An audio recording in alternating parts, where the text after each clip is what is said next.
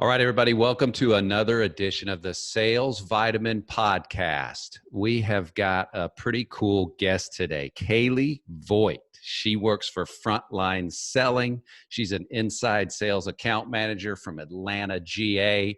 I've got my Braves hat on, so it's going to be a good episode. Kayleigh has been at FRONTLINE Selling, I want to say 4.5, 5 years, maybe right around in there. 4.5, yeah.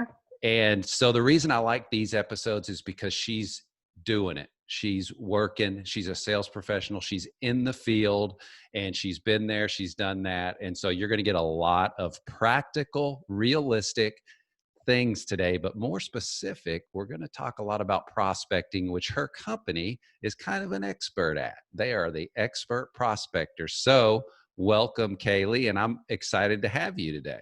Yeah, thank you so much for having me. I am also really excited. I'm starting to get really good at this podcast thing. Yeah. Well, you're good at sales, so you get a lot of people wanting you on their podcast. Yeah, thank you. So tell the listeners about Frontline and kind of your role and what you do there, and talk about Frontline and what the organization does. Yeah, sure. So Frontline, we are a technology and managed services company. So we work with clients to help develop top funnel opportunities, increase those first meaningful sales conversations inside targeted accounts to maximize revenue growth. Me personally, I'm an inside sales account manager, sales rep, whatever you want to phrase it as. I've been in sales with Frontline for about 1.5 years, and I'm responsible for entire funnel for entire pipeline for our sales team. So from top funnel to close business, and then some account management as well. Okay, cool. What have you seen? And I know that you guys, we talk about top of funnel and prospecting, and I know that conversation's important, and being able to engage with the customer up front, because you do a lot of your organization. It's a lot of phone work. It's inside sales. What do you see every day from your sales professionals that kind of separates the good prospectors from the ones that really aren't as good? What do you see every day? Yeah, so from the very get-go with my company, I was coached to pick up the phone, and I've said this previously, and I'll probably say it every day until I die.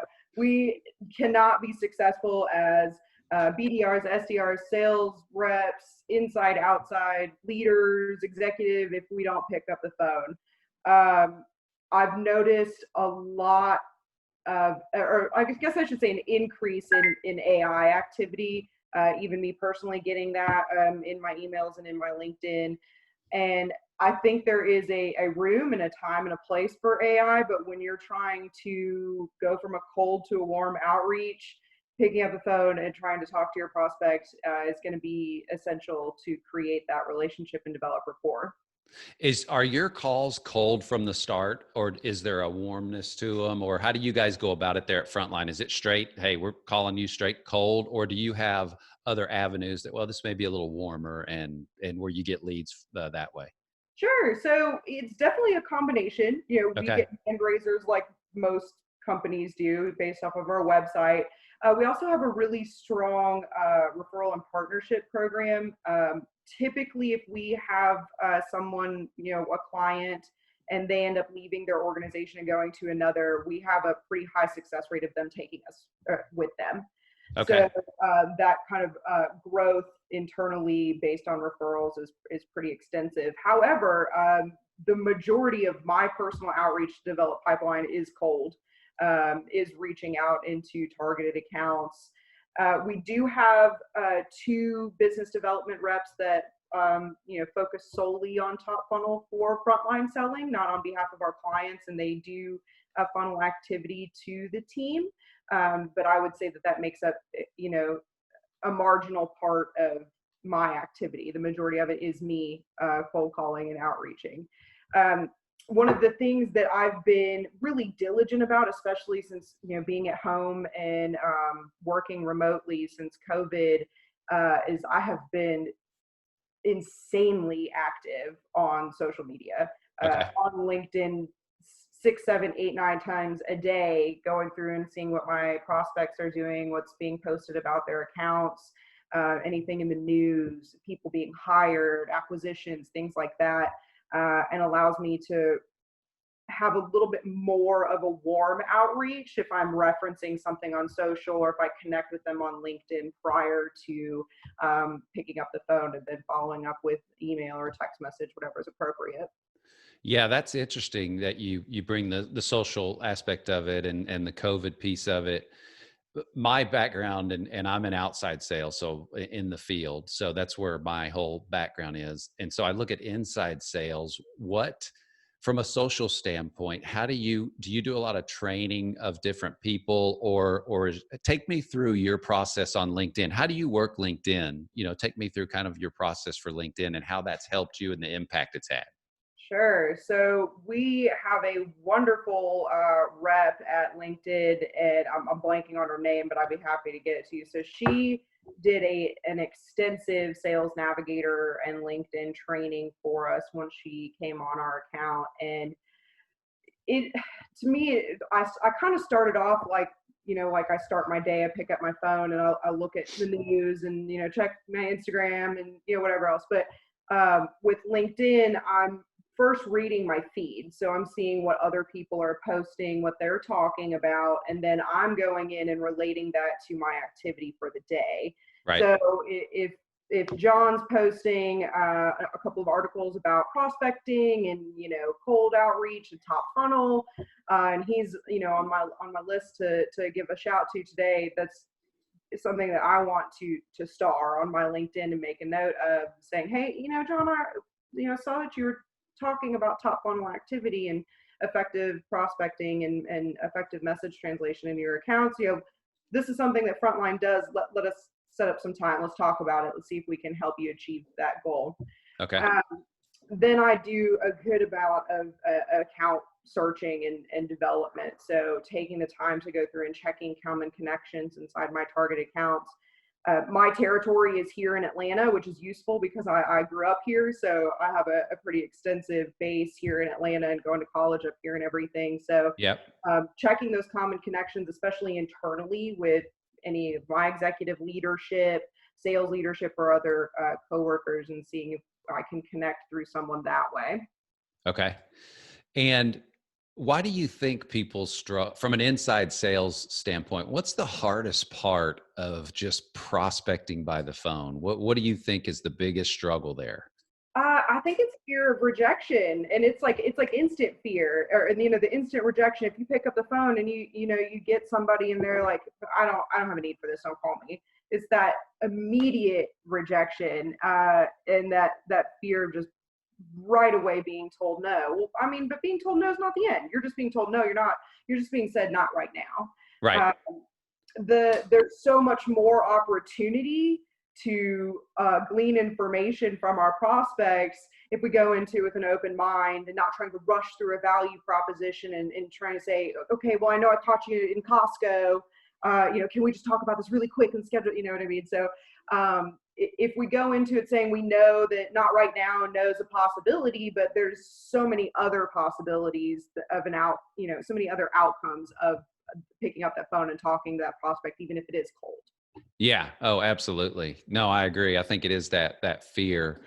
What about, I saw that you guys Frontline a sales, the type of sales training, you guys have a simulation program, kind of like they equate it to a pilot in a Yeah, simulation program. Can you speak right. to that and kind of what that's about? I thought it was pretty cool from a sales training standpoint. Sure. So this is a piece of our guidance performance solution, or what we're calling GPS. This is our training solution on how to execute our methodology, our one-of-a-kind methodology in house, for onboarding training, things like that.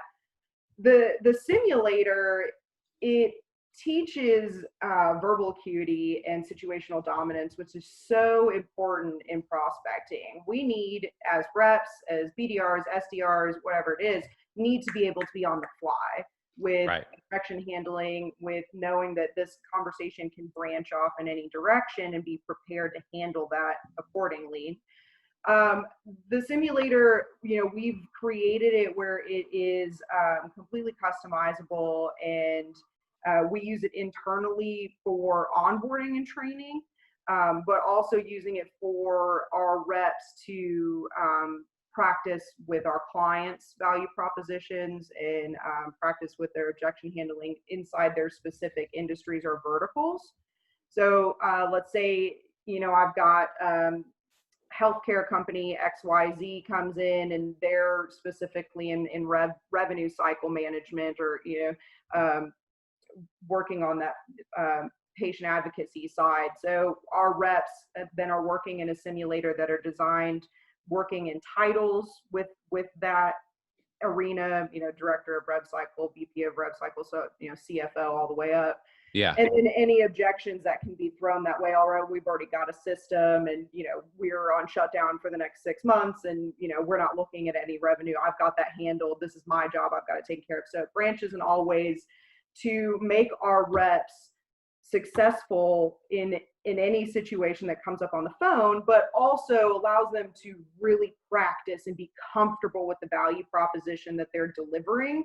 So it doesn't sound like there's I want to talk to you about da da da da da da da. It makes it very comfortable, familiar, and prepared for outreach. So is it like a simulator, like there's a phone in a room and you're calling like simulated like recordings or people that are going to object to you, or how does it work? That's kind of what it started out like. So as far as the actual in and outs of it, so it's a part of our computer platform, our GPS platform. So you log into the simulator through our GPS, and you can choose which activity that you want to participate in. It gives you an option for a practice or taking a test, and the practice has a script uploaded. Okay. And then you either plug in through headphones, through your USB port, or through your headphone jack, and it tracks not only what you're saying based on keywords that you're trying to hit in the script, but also has an emotional analysis to really tell you, were you unsure? Were you scared? Were you a bit aggressive? Did you sound angry or jovial? And gives you the feedback instantaneously on your computer screen after you're done with the simulator. That's pretty cool. Can anybody do that, or do you have to be a new hire onboarding, or like can Kayleigh Voigt just say, hey, I want a 30-minute session with the simulator today? Absolutely. Yeah. I've got, I think, probably 50 or 60 simulators loaded into my particular program to cover all kinds of things. So, we're not just reaching out to, a VP of sales, because if I did that, being that single threaded is a single point of failure. We're reaching out to admins. We're trying to connect and see if we can get referrals from up higher in the organization to that right person, that person of influence. So having the capability to practice not just on the key player, or that person of influence, but how to navigate through talking through admins, or we call them tour guides, not gatekeepers. I know that's very common, but yeah, having the ability to practice all the way across the organization, not just the person I'm trying to schedule a first sales conversation with. Yeah, that is really cool because it's kind of, I say it's rare. It's one of the few companies I've seen where I saw on your website, I think it was the owner or one of the founders talking about Yeah, the reason for it was kind of like, what, you don't want your pilot training while he's carrying people, you want him training in a simulator. So he kind of made that correlation. I thought, well, that's pretty neat. And does it film you, or is it just video? Or I mean, just audio? It's just audio as of right now. If there's, I can't speak if there's a facial recognition in the future or not. Yeah, it'd be pretty cool if they had video with it, just so you could kind of see your your body movements and stuff like that. Absolutely. So what are you working on right now? If I said, Kayleigh, what are every day, kind of, if you said, what are the top 3 things you work on every day from a sales standpoint? What are the big 3? You're going to do these 3 things from a sales standpoint every day. I think I know what number 1 is, but what are the top 3 things that you do every day? So, okay. So obviously prospecting is number 1. It has to be 75% of my day. There's a lot that goes into that. Right. and try to be really diligent about time blocking and really setting up an environment where I can focus and not be distracted by my phone or my kid or my TV or Yeah. my pets or Amazon because they come every day. Um, Yeah. that number two, and it's not as far as time spent, but as far as importance is social selling, social media involvement, really keeping up, with the pulse of what's going on in my territory and with our competitors. It's incredibly important. The third, it's a toss up. Is like, we as salespeople are so driven to close and so driven to help our clients and solve those challenges, but want to make sure that we're still allotting a little bit of time for the administrative, the circling the squares, if you will. So my third is my boss would love this, is definitely CRM. Yeah. uh, Making sure that my opportunities, my pipelines, my accounts are accurate, up to date. Right now, with everybody being virtual, it is essential for our shared system to be accurate in order for us to be successful as a team. Yeah. How much are you using technology right now? Zoom, and as far as if I said, okay, I know your number one sales channel for you is probably the phone, obviously, but Absolutely. what's number two and three for you? I know social's a big part, and what are the other ones that you use from a prospecting standpoint and as part of your sales process? Yeah. So I sales navigator, LinkedIn, obviously that's number as far as social. I utilize Owler and Crunchbase. Our team does, and I'm using it on every single account just to get as much information as possible before reaching out. Having that kind of ammunition in my pocket. If somebody's saying, well, we're really busy right now, and I'm saying, yeah, I noticed that you guys just acquired a company. I'm sure that this is causing XYZ challenges internally. Um, our sales force is crucial to my activity as well. Any kind of previous account activity, again, following those key players if they leave an organization to another, being able to link any connections between my teammates, my coworkers, or executive leadership is necessary too. And as far as tech stack, so we utilize our GPS internally as well to Okay. execute that methodology, really keep that process honed and trained and keyed in, but also provide articles and information on social media that's relevant and is, encourages us to be thought leaders rather than just reposters. Right. Now, what's the typical sales cycle for you? Are you a long sales cycle, or would you say, 60 days, 30 days, or are you a 12-month sales cycle, or do you cover the whole gamut? It's right in between. So our ideal sales cycle is going to be 3 to 4 months, typically looking at 6. Okay. So it can be fairly long, Yeah, and we work with clients that have very complex sales cycles as well, and that can make the process a little bit longer than some other organizations. Now, tell me about, we talked about the simulator. Another thing that I noticed that I thought was interesting was, I guess it's called the Staccato Sales Training. Hmm. Is that an internal with Frontline? Is that a sales training method that you guys go through in your training? What does that entail? So it is internal, but also external, and that feeds into our GPS. So our methodology of prospecting and outreach is called the Staccato methodology. So that's Okay. trademark. The sales training is what every single one of our reps, get when they are onboarded. That's the training that they go through. It's a week-long training. It includes the simulator activity, includes one-on-one training, mostly.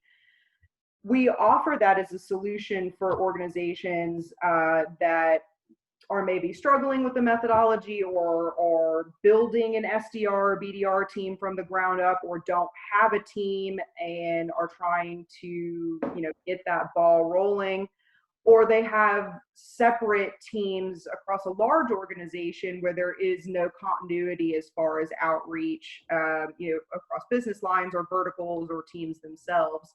So it allows our sales team, our organizations and their sales teams to prospect the same way we do, which we Okay. know is successful, Right. and then have a consistent methodology and cadence across the board.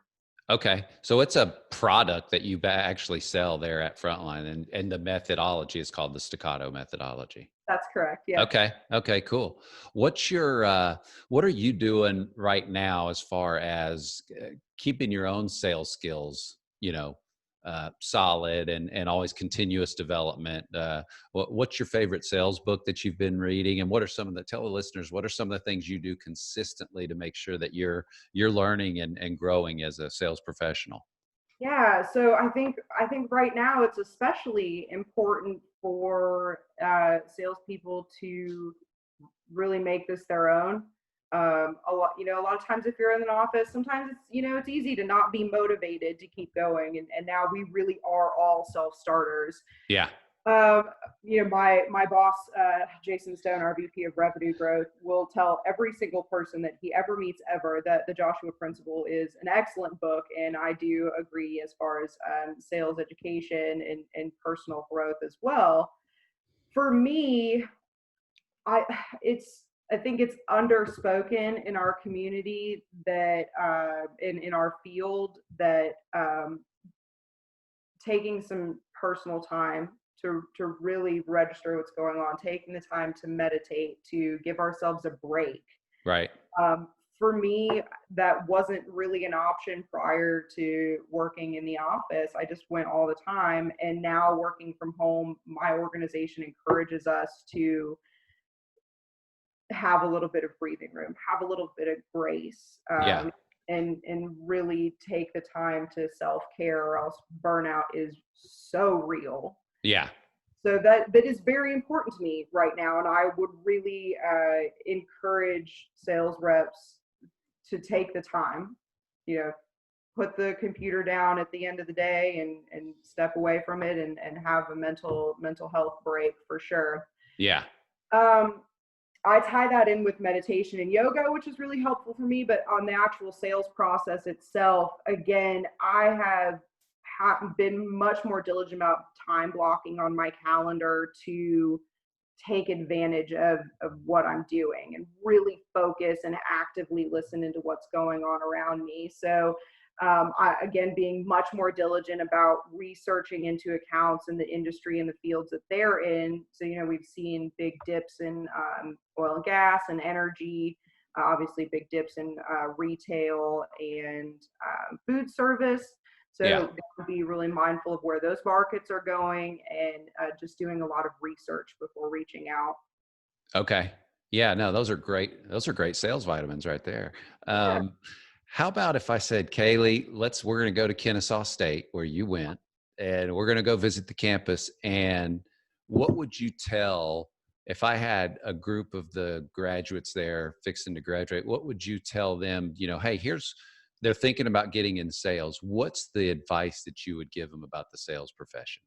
Oh man. Be patient. You're going to hear no a lot, and it's going to suck really bad at first, but after a while you learn that no is not the end of everything. um, Take a little bit of time to take care of yourself, and then really rely on your team, especially through what we've been going through the last 5 months. Your team has got your back, and make sure to utilize it. Yeah. Now, what have you seen since the pandemic? Since this whole pandemic, COVID-19 started. What's the feedback, or what have you seen really change from the buyer standpoint? What are some things that you've seen, like that you would say, "Wow, that's a lot different now"? Yeah, so prior to, we knew that buyers were doing a lot more research before taking those initial sales conversations. I think that number, I don't know the statistic off the top of my head, but I think that number has probably gone up by 25%.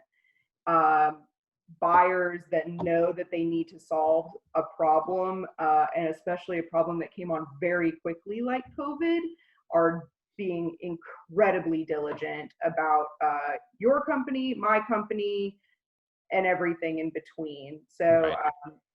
really arming myself with as much research about the key player and about the organization that I can come to the table with. They're ready. They know exactly what they're looking for and what needs to be solved, and they needed to solve it yesterday. Yeah, and I think that goes back to what you were talking about before with the preparation. If you try to wing it right now, I think you're in It's trouble. not going to fly, and they'll be able to tell right off the, not that they couldn't before, but with that honed in, that really, really urgent, dire need to fix this, to fill pipeline for what's been lost the last quarter and a half for some, Yeah. they're going to pick up on the BS really quick. And I've got one more question for you, but before we do that question, I want you to tell everybody, tell the listeners, where can they get a hold of you and your organization? What's the best way to communicate with you and just get in touch with you and with Frontline? Absolutely. So our website obviously will give you more than enough information, general, and also how to contact our marketing department. That's frontlineselling.com. I can be reached on LinkedIn. Please connect with me. I'm open to all connections and all inquiries and messages. So it's Kayleigh, and the last name is Voigt, like Voigt, but not like John Voigt, but sadly no relation. Frontline Selling, we are on Facebook, we are on Instagram, we are on Twitter, and obviously also on LinkedIn. So please connect with me. I will share cell phone or email if interested in setting up a conversation or wanting to learn more about Frontline itself. Awesome. So all you listeners, get in touch with her, Kayleigh Voigt, Frontline Selling. She's a star, so she'll take you through the process, and she will take you through that funnel. And last question for you. Okay. You've got one sales vitamin to give the listeners. What's that one sales vitamin you give them? Okay. No pressure. Yeah, absolutely no pressure at all. Was not prepared. I should have known better. I should have listened better. Let's see. So, I think especially right now, it's applicable for all sales, inside or outside, but I think right now, no is not always as final as it feels.